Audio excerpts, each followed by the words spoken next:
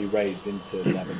Just first of all, I mean, do you have any updates on your assessment of what's happening on the ground if these remain limited as has been described? So as of today, we have continued to see limited targeted raids. I won't speak to the future, but that's what we've seen as of this point. And I think the Israelis have spoken about these going back some way in time as well, actually. Is that your understanding that they have been, they were going on for a while before? I think with that level of detail, I should, about a military operation, I should defer to them to speak to.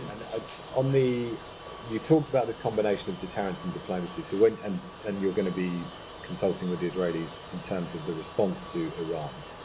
Are both of those things that you're talking about important in your discussions with the Israelis now, both deterrence and diplomacy? Of course, they always are. Okay. And on the point about, I just want to sort of get you to reflect on where you were at last week at the United Nations, a joint call with a number of countries urging restraint, de-escalation, a 21-day truce. Where we are now and what we've just seen happening in the region, when you reflect on sort of what has changed or what went wrong, if I can put it like that, for your own strategic position, what is the reason behind the complete difference in what you were aspiring to last week and where we're at now? So nothing has changed in what we're aspiring to. We continue to see a ceasefire and a diplomatic resolution as the best way forward to the conflict in the north. At the same time, events that have happened over the past few weeks, like the death of Hassan Nasrallah, is the kind of event that we support, right? We want to see terrorists brought to justice.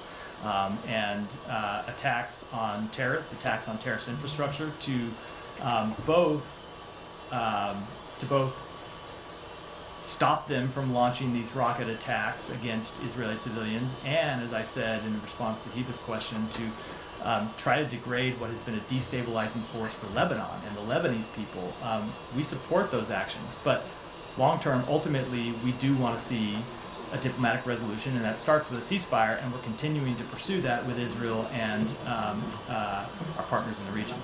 You said just finally that, I think, which I don't think I've heard you say before, but you described Israel as expanding the conflict in these actions, and you also then said you talked about the death of Nasrallah, and perhaps you're also alluding to Hania, I don't know, but when you said that terrorists are killed, it doesn't mean we always agree with the way they do it.